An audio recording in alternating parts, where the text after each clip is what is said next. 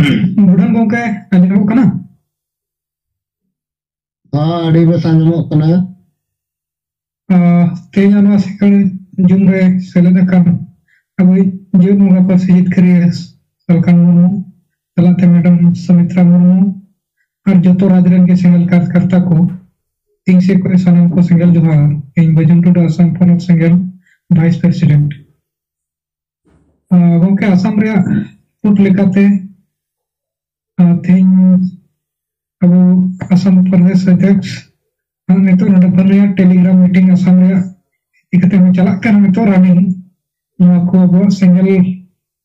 कमरा इदी कते अदो इन तबु थोड़ा पर्सनल दरकार इदी कते ना दुंको से नेजे कना और असम रे जहां रिपोर्ट ना किछि दिन मांग के अबु जहां अल्टीमेटम बुन एम किया दिसमर बो हटी जात को नवार हो अडी मांग बिचार nyel nyamuk kana asam ro nyelena Januari adigan संगठन करें आयुरिया को एमा को और adigan समाज रेन और पढ़ा और को एमा को तो उनारे उनको यहाँ तना मोचाते बुलाया कॉल करते जहाँ वो एमा को अल्टीमेटम नवा चितार थोड़ा को ध्यान जो के गया kan बुझे kana नवा चितार सामांग सदर की किसी kan प्रतिक्रिया को एमे जहाँ कथा पे लई सुधर का तबना ना अडी बेस पे लई का तबना खासकर एटा संगठन कोरेन नवा चितान रे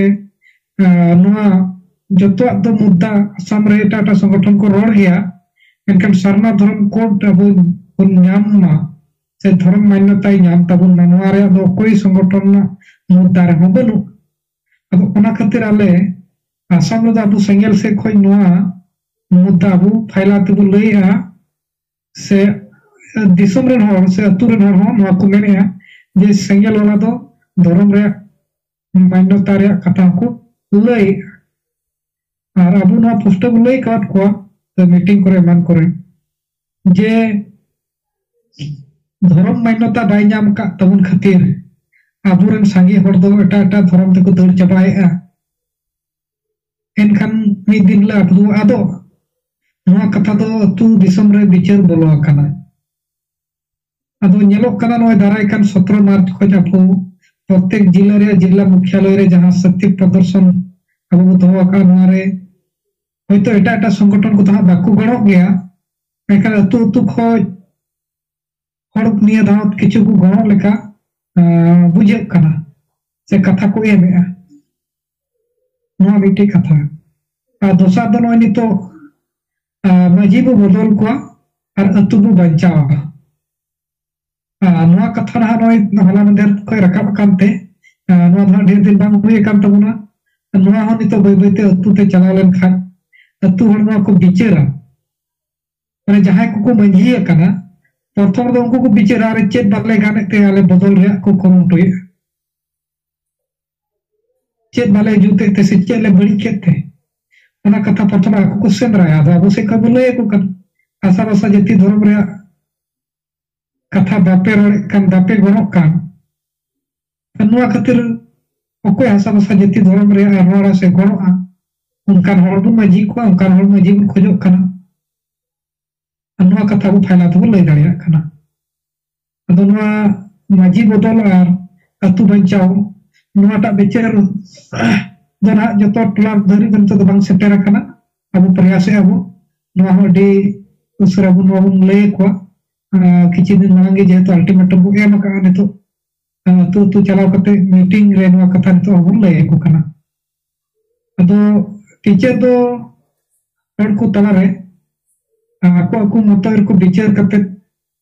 niya kata ko lay kan gaya je maji ma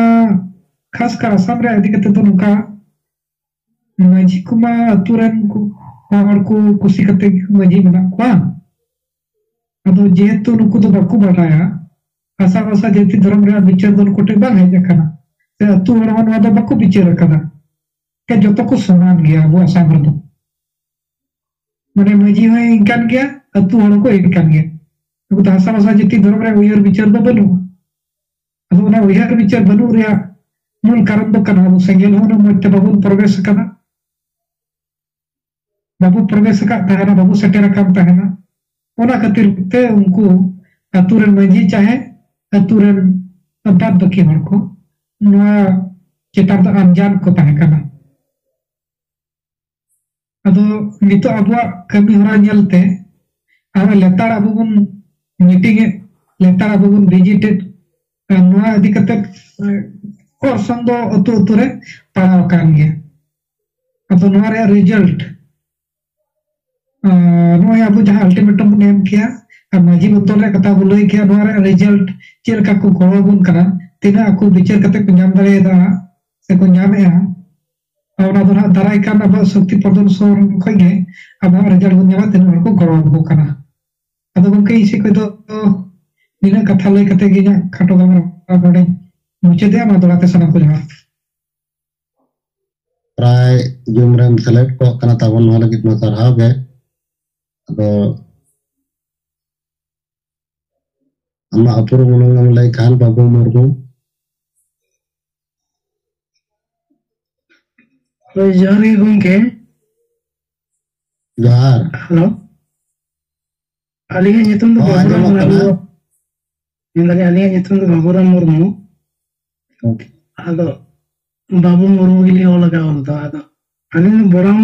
block ri single tower leka te ठीक है अड़ी अच्छा अड़ी सरहा अदमा ये लेका बुझो कना तो बाबू जहां के माने कोड वार्ड लेका बुझो गलो कना और प्राइवेट सेलेक्ट को कना वाला की तेडी पराओ हाय हाय ठीक है अड़ी सरहा और मान तबन अबिन पाठा से कोन जाय नय पन बिचारी है नितो हाय जे मजीबन बदल को तो बन बांचा अबिन चेल का धारा बिन बुझन चेल का धारा बिन बुझो या बिना होय ना तो अडी नपाय माने माजी बन बदल को आतो बन बांचावा मेनखान जहां नुकु मुरुक माजी को मेना को न्यू होते माजी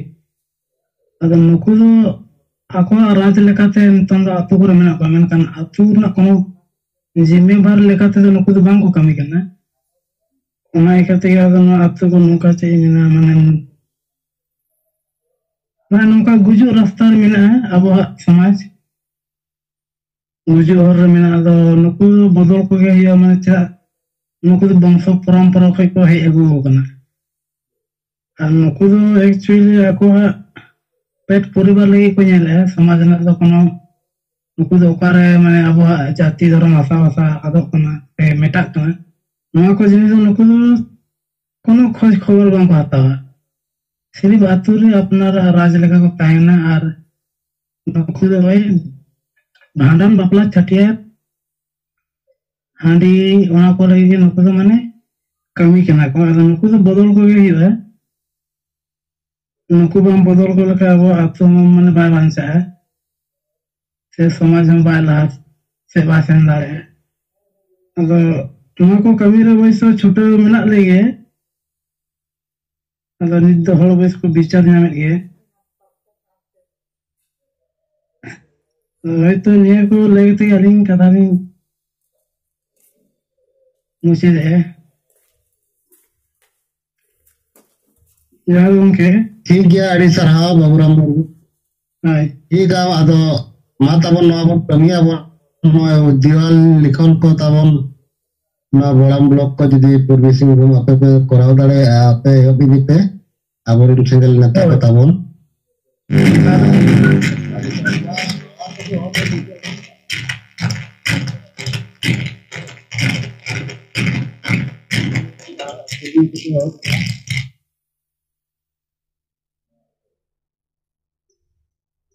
आचार्य बाबूराम मुर्मू अडी सरहा बड़ाम ब्लॉक पूर्वी सिंहभूम खन होय अदो ठीक है तबे कमी को दो वैसे उनका जारी के मिना है अदो माने हमका जहां लगा माने अपना दिस होदिस ते माने कमी जहां लगा माने कटी ला लगी चेष्टा बना दो उनका कमी दो वैसे जारी के मिना है जे मन कोनो जे नवा माने नौका ये दो बानो माने आने नहीं साथ ᱧᱟᱯᱟᱢ करते नवा को माने कथा को वैसे वीडियो ᱦᱩᱭᱩᱜ ᱠᱟᱱ ᱜᱮ nit buঝে তো buঝে kan ya abo samaj re hor ko ape korne ana one gati new jom hor ko gati thake thake menak ko tabona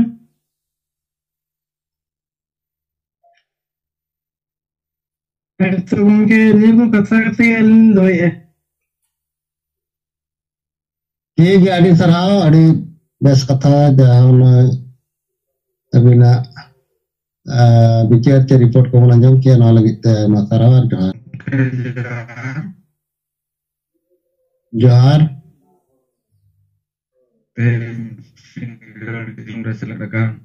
Persijit Karya Jihid Mengasau Madam Sumitra Murmu Ar Yai Rajin Senggel kami akon netako In pasta set kon Gunman Senggel Johar In Bikas Chandra Hamram Adivasi Senggel Wijan Baripata Subdivisional President Odisha Mayurvanj Adalai Noa Baripata Chandra Naho Jaga apa 15 Maret kon 30 Maret Bitri Renak Jah Sakti Padarsan Nak kami hora wasa baka Ona kota palage kami to celak kan gya ada linya noy abo bangre pasi blok head mogol murmu saw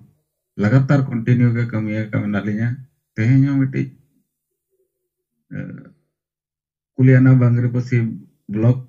center re asna tu NH dhare loa pasan re miti patti aturin maji ko dalalna saate open ko ada orang punya maji ko setter ko tanya arba punya maji to ko setter tanya ada unko rin hopon ko saate dikir ge gapal mara ko ya ar onde ge abo no maji bodol atu bancha no katha ho ore prachar sai le ado no katha raka len khan unko maji ko adi kate mane udi lutu ko thire na ko kichi gani to cinta re ko pada hai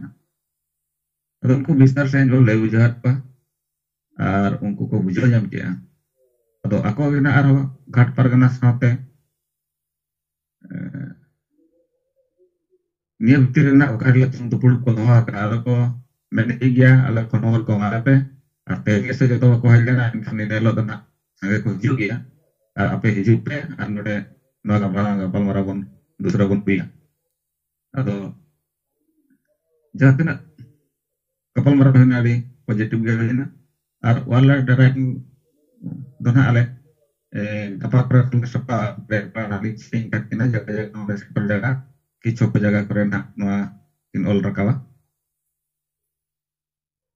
ar no tena nonka komisi jalakan ya ini continue kembali ke ya kan oka dia ko network banyak karon te mane report do balin dara kan ta no kan लगातार 8-12 दिन हुई ना continue apa program tongge menak ya atau mah kong kelin pasta set kata nikah terage tanam ko dorat tegar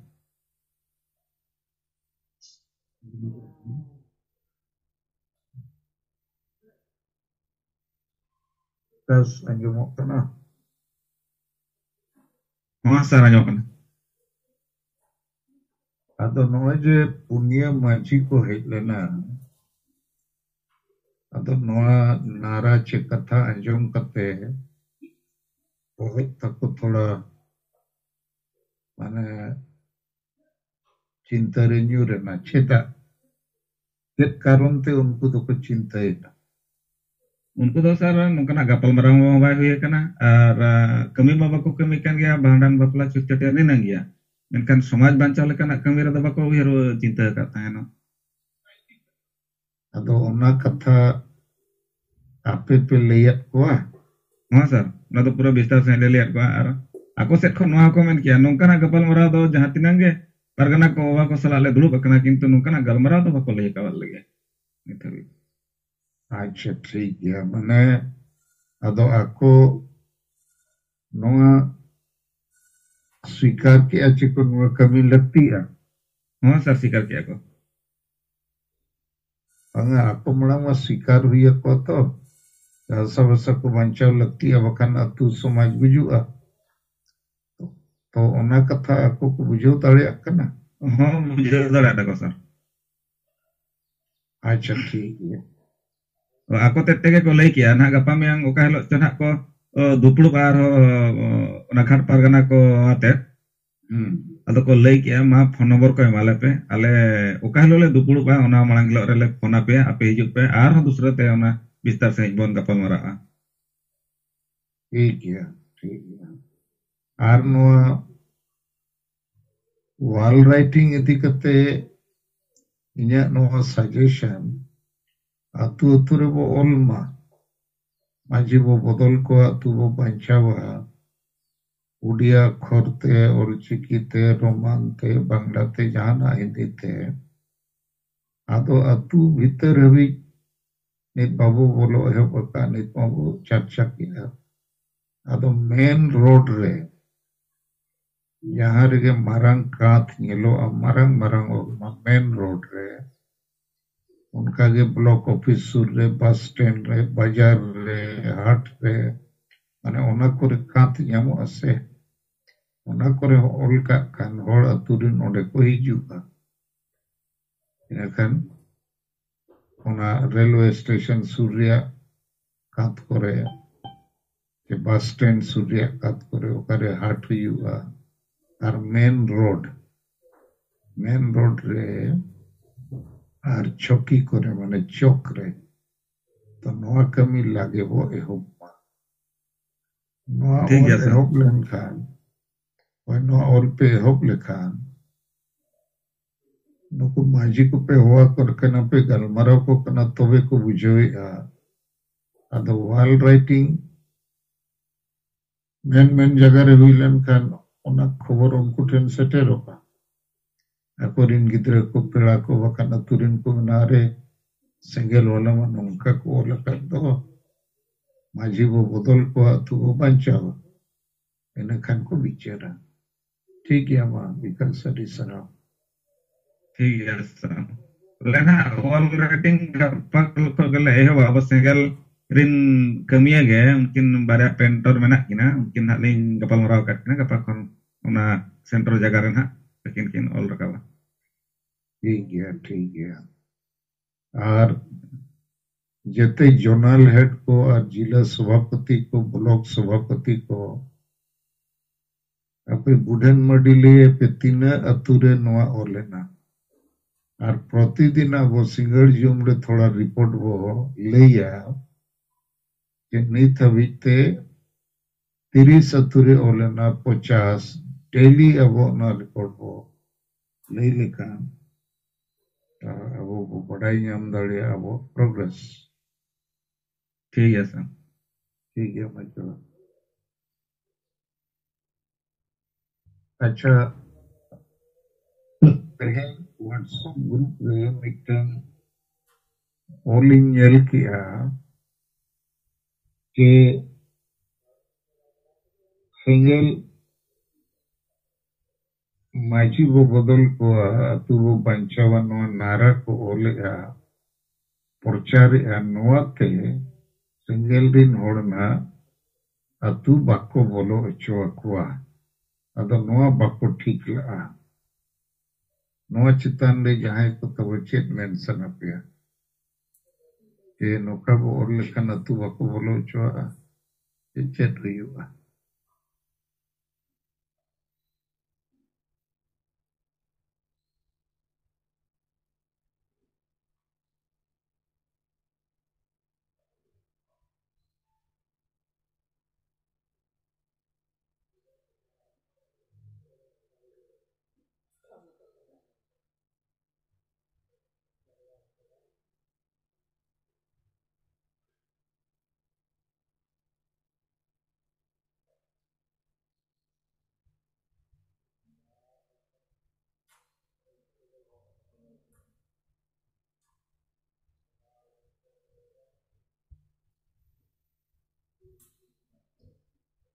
Ada no ay gongke jahan leka kata do ke tabon ja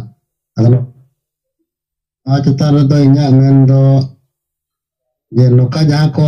ole ya ko nuku do chetan nuku do na no social media korege ar nuku do bina संगठन रे मेना को सामाजिक संगठन लेकाते मेनखान अतु सला जुड़ई दो बनु को नुku do अतु रिन मजी सला जुड़ई दो बनु को मेनखान दलाली को जे नुकु दो एटा पार्टी को आर बाखान जहाँ तिना के सामाजिक संगठन को नुकुआ को दलाली उनको रिन दलाल को कना को नुकु मजी को आदो ओनाते उनको जुदी ये तको चाबा माने नुकु जहाँ लेका बो मने अतु मजी बन बदल को आर अतु बन बांचावा मजी बन बदल को अतु बन बांचावा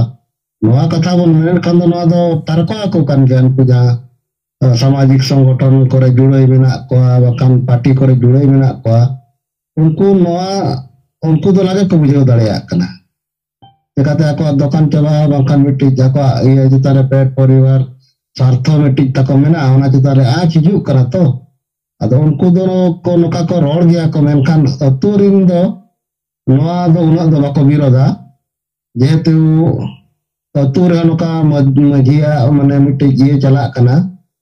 माने डांडम बारो नवा जे अतु होड़ दो को अलिस चाबा कना को तबे चिकाया को उनको रोड रे आको ठेन पावर वो नीचे लड़ाई रे मिट्टी व्यवस्था विरोध रे लड़ाई रे दाड़े गे बनुनी अदो नवा को मेने रे नुको जहाँ तिना गे एनजीओ करे को कमी कना बाखान सामाजिक संगठन को मेना को आदिवासी समाज रे नुको को मेने आया बिचार लेकाते दो अतु होड़ दो जे अतु मजी दो बाको मेने और अतु बन बोलो दाड़े आजा नवा तो चेत असुविधा बाय हुआ और चे उनको ठन दाड़े हो बनुनी अदो इन पाटा से कम दो निये गे बिचार दिन दो क्या बात सनम को दौड़ाते जहर अच्छा बुढ़न माडी विचार को अंजम किया तो बुढ़न माडी तो ना तो मिटलका आजा उयहर ते नेगेटिव थिंकिंग के विरोधी आको इन दो नुया ऑल ते नोकइन बुझो किया सेंगल ठीक एको कमी करना अदो पाछे नोकान नारा को एमे लेकिन अतु को बोलो दड़े अच्छे बांगे नुकु अतु को बोलो ना तो हड़ को बुझाऊ को तो इन दो ना तो पॉजिटिव भी नेले आउनी चिंता ही ना है और नहीं तो सांगे विरोध को तो बांग करना कोई चो मिट हड़े और लक्का सांगे विरोध कंदो ना अड़ी ठन नेलो ओकरे विरोध बनुआ तो सब तेहेन इन राज्यपाल चिट्ठी ओलत दिया प्रधानमंत्री कॉपी भेजा दिया election commission of India copy भेजा दिया मुख्यमंत्री झारखंड भेजा दिया कि झारखंड सरकार माझी परगना मनकी मुंडा को मोटरसाइकिल उससे भाता चेक को एमा को निर्देश जारी का आदेश तो संविधान सम्मत बांग कना और अडिगान कथा मेना तो इमा ओकारे बइनेला ओनारे को विरोध का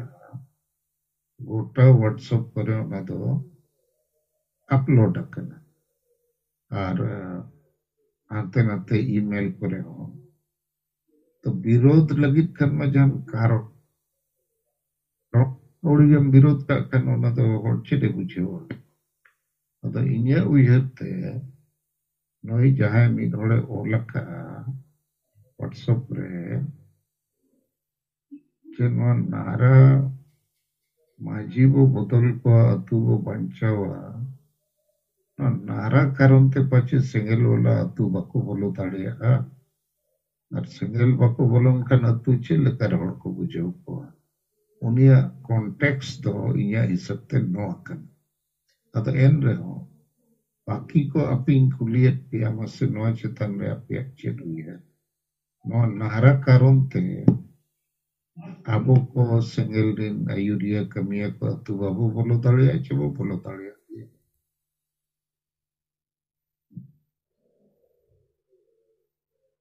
मतलब नवा को तो कॉमन सेंस और कॉमन रिफ्लेक्शन रे कथा करना कोई रिसर्च भी है कथा तो बांग करना अनुमान ते अनुभव ते जानकारी ते जाना रोड तो कैसे साइन जेटा हम मी रोड़ा अबू नवा नारा ते बुन बोलो दड़े बना तो जाना प्रॉब्लम दो बाय मा अबू सांस लखाई अबू जो बाबू नेम दड़े खाई बुन बोलो दड़े ठीक है सर। आम अच्छा जेठा हेम्ब्रम आमा हिसाब ते बोलो दाड़े आबो मेन किया आदो चेदा आमा उनका विश्वास चे बोलो दाड़े आबो माजी भाई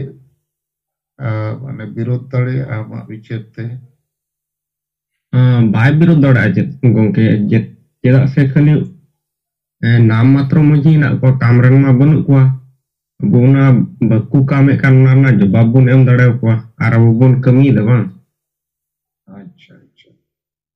ठीक है हम तो जेठा हेम्ब्रम ओका लो दिला सर इन दो कोकड़ाझार डिस्ट्रिक्ट गोसाईगांव ब्लॉक प्रेसिडेंट। अच्छा साहब आंजमो कना जो होय इन बजू टुडू असम वाइस प्रेसिडेंट सेंगल सब नोआ नुकु नोआ नाराते अबु अतु को बोलो दाड़िया चोम से बाबू बोलो दाड़िया चोम नोआ दो इन नोंकान बिचारा अबु तो बोलो दाड़िया किया अबु नोआ रे ठीक बुन उयहर नाम दाड़िया कना अबु अतु अतु रे मिनी गोटे मजी दो होयतो एटा एटा मिनी गोटे नुकु दलाल चमचा लेकान को संगठन से आना नोआ राज्यरी सला दलाली बड़ा संगठन नुकु के हां मजी को एमन को तको भड़का को जे सेंगल वाला आपे को बदल पिया तो अबु उना उक्तरे नोंकान कथा बन मेन दाड़िया गया जे जहां को आपे को भड़का पिया से अंका नोंका को ले पे कना उनको संगठन समाज लगी मा उनको मत तीसनो बाकू समाज चे बाकू को रूल का आशा आशा जति धर्म रे कथा उनको तीसो बाकू लेका पिया जहां मजी जुते उना अबु तारा सवाल रखा अबु मा संगठन मा बचा अबु ना अतु अतु बु चला कना मजी को जरपाएट को नोआ को प्रश्न से नोआ सवाल दो मजी को रखा बना संकाय ले आपे नुकाय ले आपे ओंडे अबु नोआ जवाब नेम दाड़िया गया और बोलो दाड़िया गया नोआ कथा कना कारण जहां तिना की सामाजिक संगठन और जहां संगठन को बेरे दकन सामाजिक संगठन नितुम तो संगठन को बनावा का इधर समाज से तो बाको कोई रुआ का समाज तो का हालत रे बिना समाज जो गुजु कना नो चेर का तो बच्चा नो मना को बाको बिचार का तो बाको टाइम बिचार में बाको समंग का अब मा ठाम ठाम समंग या जो तो हर समंग रे अब ना ते अब बुन बोलो दाड़िया गया अब तला तो कोई रुकावट बांग है दाड़िया के और अब ना कथा बन लई दाड़िया के ओनाते अब तलार दा अब तो बाकू माने अब तलार अब कमी रे बाकू रुकावट दाड़िया माने बोलो दाड़िया गया अब इन रिपब्लिक अपनी ठुकुम कना सब ध्यान जो ठीक है अलिंग मालदा जन वेस्ट बंगाल हारी मनु तो नोआ दोन बोलो दाड़िया चिता जे नोआ बिचिर लेखा तरा ना अब तो निर्दिष्ट मता कना जे आम तो नोआ आतरन करा नोआ इता बदलन अब बिचिर को नोआ तो ओना करते नोआ दो बेस भागे ये कना मिटे ते बिचिर एम लिंग ते नोआ आतो जीवन बदल को आतो बन बांचवा नोमा खाली विज्ञापन लेका नोआ बन एडवर्टाइज दा नोआ रा बिचिर को मा को हो अब हो बोले मानी में कते रिंग चिता तो कते साम बुझा ठीक है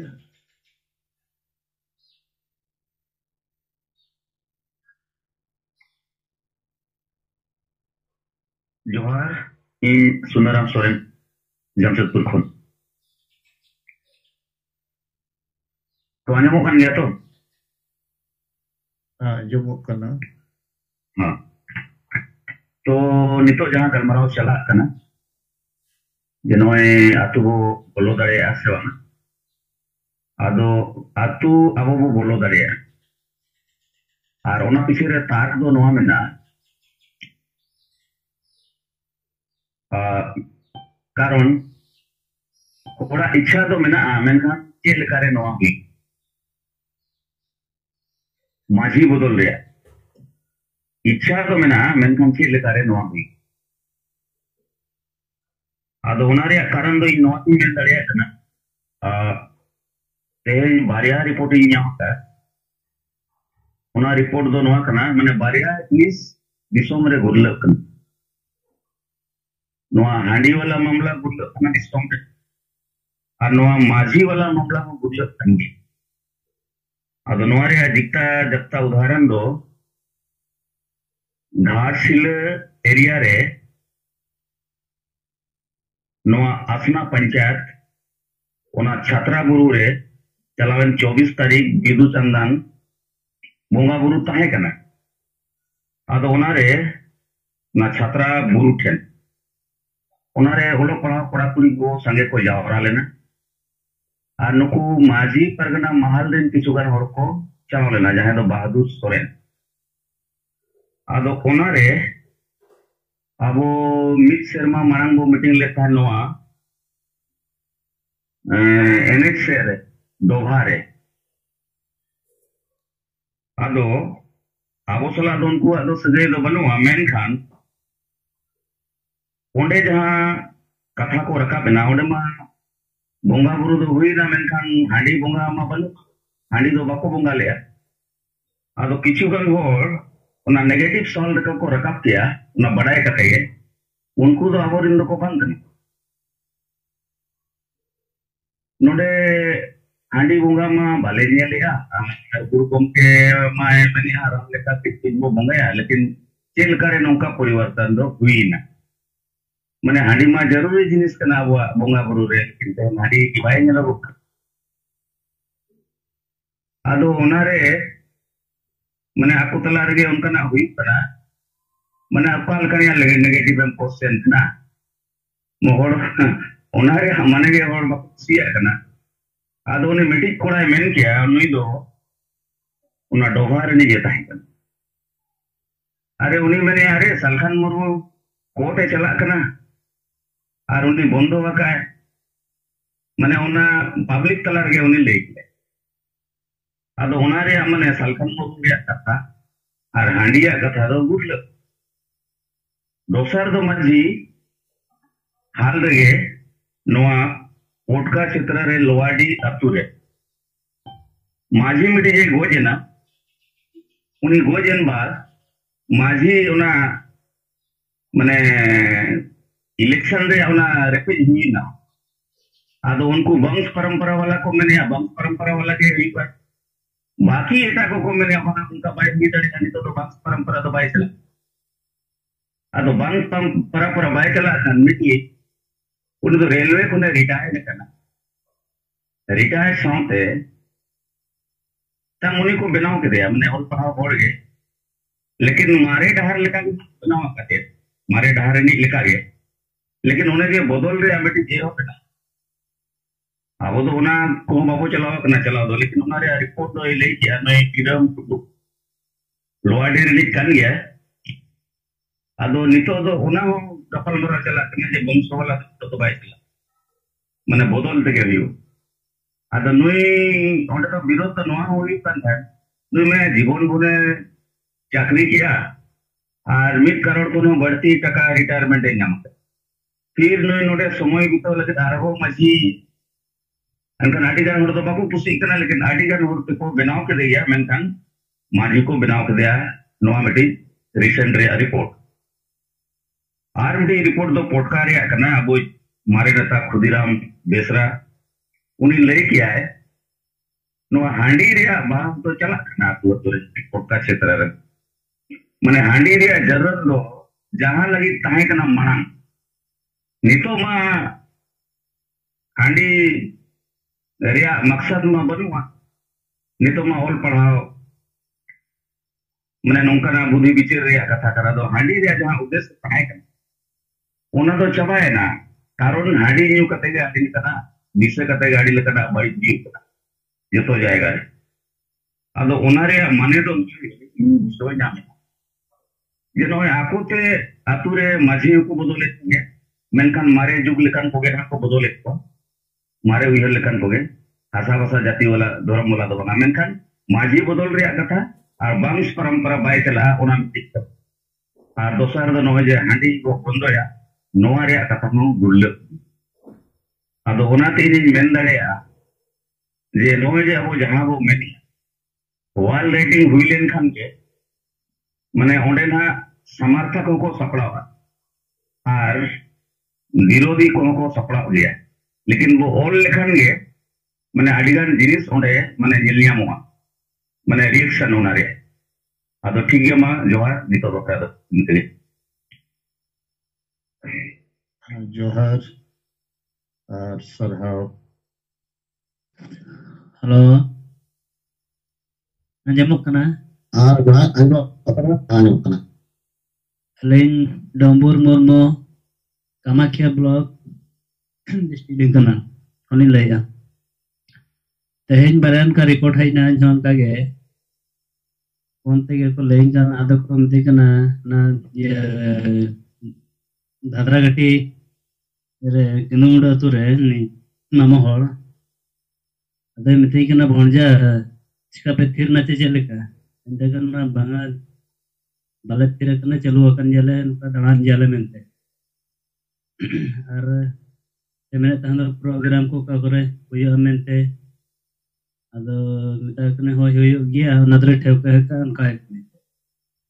Ado chilka ko pe bichar bala ke ape atu kore. Ado ko men kiya hoy bichar ke ale ar golok gya ale ho. Ar rito do ko kata ho bale ajama. Maji bai idiliya itu ale rohole idiya. Aj baba kata bai idiliya idila hopun reho ale sutu idiya. Arin roho apisal ale golo sohor le moha ar abo hasa hasa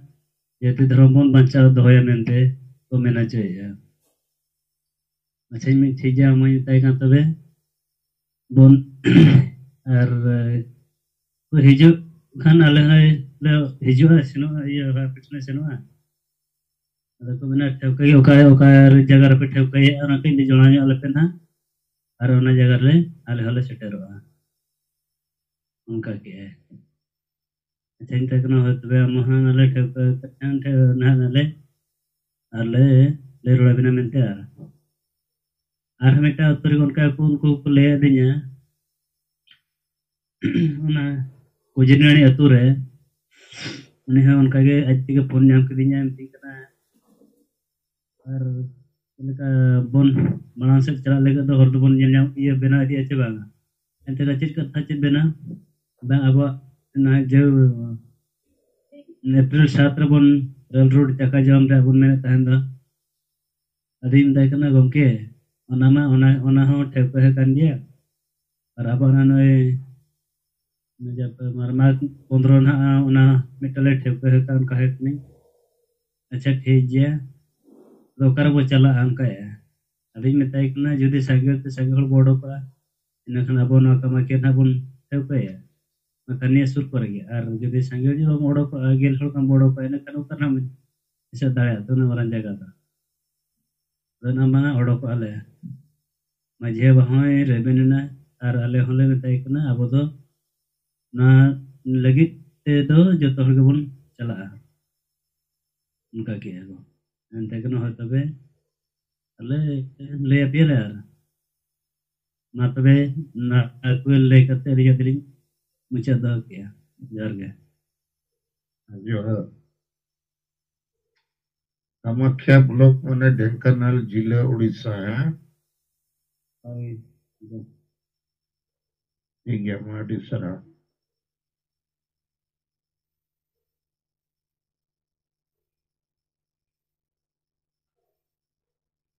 acha masa tabon dombro embro mo tabon anjom kedia Kamakhya Dombur Murmu Dombro Murmu Kamakhya khor Dhenkanal जिला उड़ीसा तमन अंजम केत किना बारे मजी report किन कि आज सेंगल रेले गोड़ो आले अदना लगे रेडी सरहाव अच्छा ना तबन नितो जामन चर्चा ता ना चितन रे तबन मान लई मा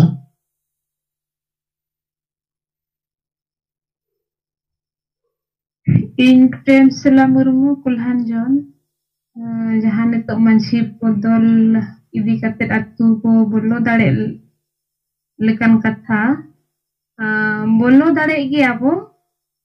अतु दो और ओनाते बो बोलो दाड़े आसे जहां अतु रे मंझी मारे मंझी मेनाया जहां बाई कमी आए समाज रिया भाषा भाषा लगी अदो ओना अतु रे गिन हा अबो मा मंझी बो चुनावे कना ओल पढ़ाव शिक्षित जे जहां नवा को कमी आए Enkan ona atu rige bo chunai kana enkan do abon habon ona hisab tebo bolo dare eta atu rig ma bang kana to ado ठीक गया मा तबे जोहार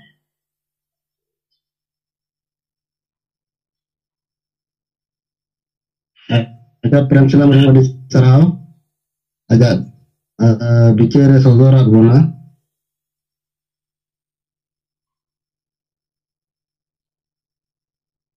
acam maksud tabun arho nua cetan re ar bakal report ko अच्छा सलाम को जोहार इमाल मर्दी सेंगल महिला मोर्चा उड़ीसा और माराम बुरु जीवित बोंगा प्रसिजित करे दिसम गमके सलखन मुर्मू इन्या गुणमान सरहाव और सेंगल जोहार और जाहिर आयो लेकाते सुमित्रा मैडम उनकिन हो इन्या गुणमान सरहाव और सेंगल जोहार और एआई गोटा राज रे तो सिंगर जून जहां गे सेलेक्ट अकान को इन्या हुल जोहार आदो नोआ इदी कतेन जहां बो मेन मझी बदल और ततु बंचाओ आदो नोआ को गोटा बन ऑल खान भीत पिड़ा रे चे जगह जगह जनी रे मेन रोड बस स्टैंड उनका नेलो लेकन जगह जहां लेकन तो पंचायत रे होड़ चावले इदी को पैसा इदी को भोता पैसा इदी को हिजो उनकन जगह को मिट्टी मिट्टी जगह बचाव कते बन ऑल लेकन होड़ को नेल लेकन आकु ते को होय लेका इन दोई बुझवा चिता से अरे नोआ मझी बदल अतु बंचाव चित कोल के सिंगल और होड़ सिंगल बोल तरह का इनकन कुछ चित को ओलिया बाको बुझो दरे कर मिट्टी मिट्टी अतुरी म को मेन अच्छा सिंगल वाला हो आपो मसे अच्छा भाई नोआ को पे ओल के दाल में बाले बुझो दरे कना इनकन अबो ओंडे आको हो कते के आरो अबो लय अबो बोले जे देखो मझी तो नोआ को मेनिया जे मझी बदल कथा दो मारे बहो दो मेनखान अबो उनको छूत छटियर भांडन कुने रुमु बुलु डन डांडोम नोआ कोगे पांते रे मेना कुआ और अबो बो नितो बन मेना नोआ तेगे समाज गुजु कना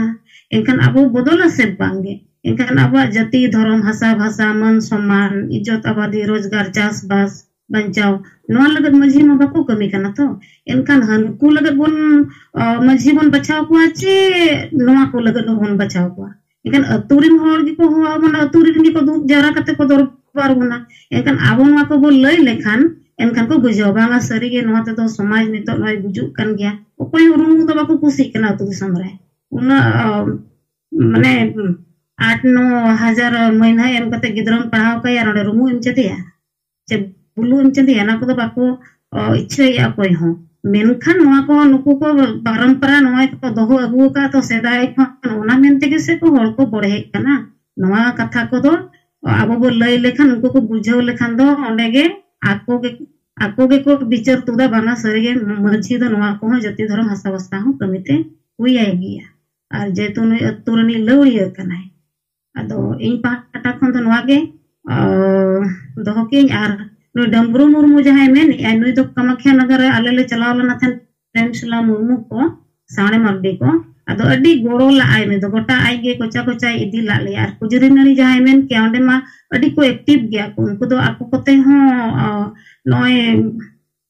परसी जितकर महा को मनाव गई यार अब जीत बंगा सलकन मुर्मू जीती किन दकिन अडी बेस को बड़ाया काट किना आर हां उनको को मेन के नोआ रुमु बुलु दो आले हो बाले कुसिया कान ना तो चाबा लक्ति कान गे मेनखान परकव काना बन तो अदो ठीक गया उनी डमरू मुर्मू दो चेष्टा नोआ समाज लगत दो और आले को पूरे गोड़वा लेया तहन और नुकिना ना टोला तो बन हुई है जा हो दशरथ हासदा गमके तको टोला रनी कान गया है मतलब पे सनम को जोहार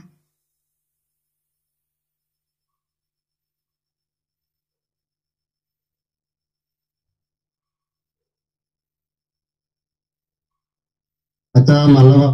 पार्टी जहां ओडिशा प्रदेश संगल महिला मोर्चा सभापति तमोन ले कोना आजा बिचार लेकाते रिपोर्ट लेकाते न डमरू मुर्मू कथा को ले तराप ना अडी अडी सरहाव अदो मसे तबोन आराउंड कागे गोंकी जोहार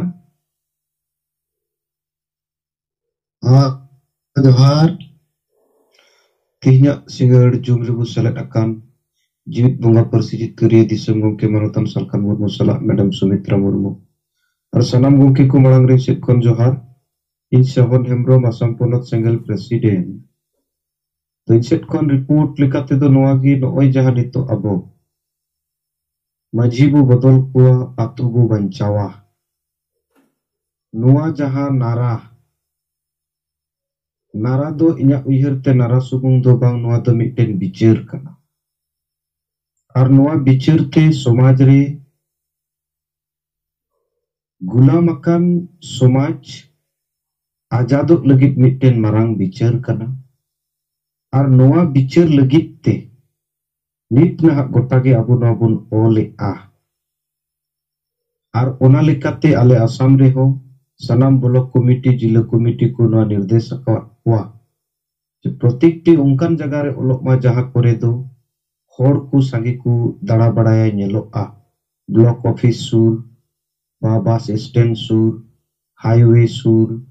ar ungka mitbar sur re judi school dewaleman ko tahen kan ona kore ho. Ar hor ti noa olok ma jahare do chalak hijuk hor sangi ku nyel daria ma. Endekhan noa do mitten ungkan bicer kana jaha bicer te do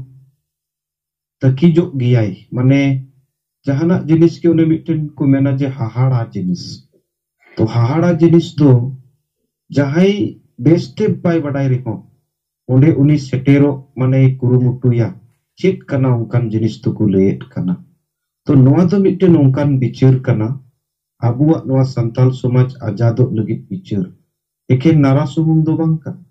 Ado noa te naha nooi jebu leet ku mitbar jahai do akuak pet puribar legit ku kami kana kumuru jambro kana ku. Ungku ku uyeri anito aleak dokan do bondok gia. Endekhan inya uyher te do 100% re. Mane komse kom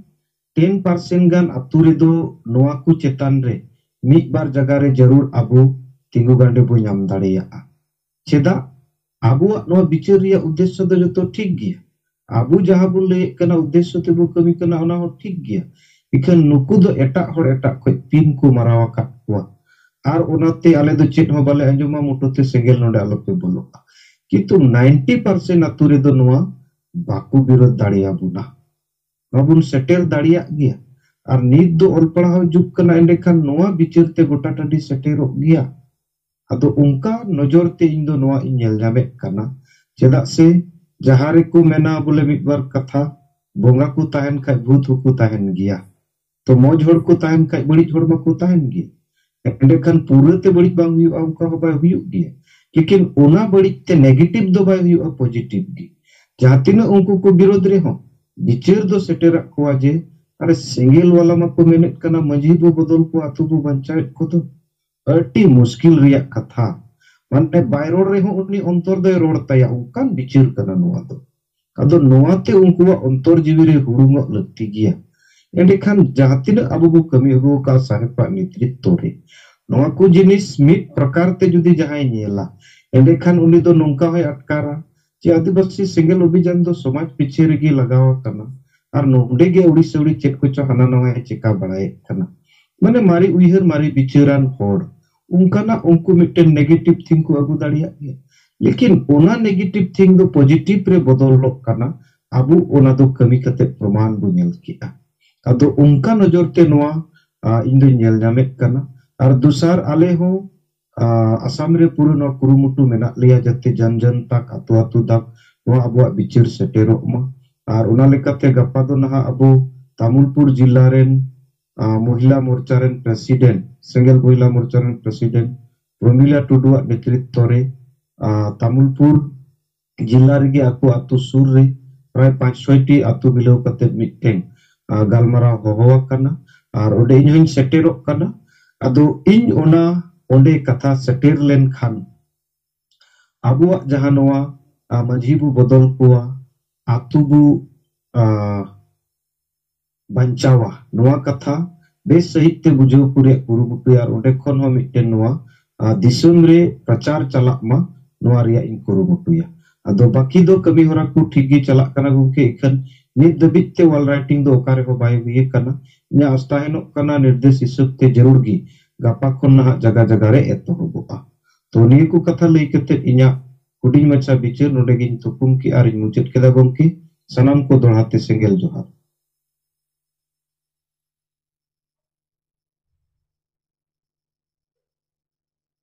Ayma sarau ar sengal johar apa talare sawara morom sengal sabab pati asam kon ajak bicara ko report ko sodora kuna अच्छा Sohan हेमरोमा katanya jom ke sarau ado gapa pe meeting kan Tamulpur जिला ria jete hor noa lay chet ko pe ruwar kate atu re kantre ko orma maji bo botol ko atu bo banchawa sengel ठीक है sir, हुई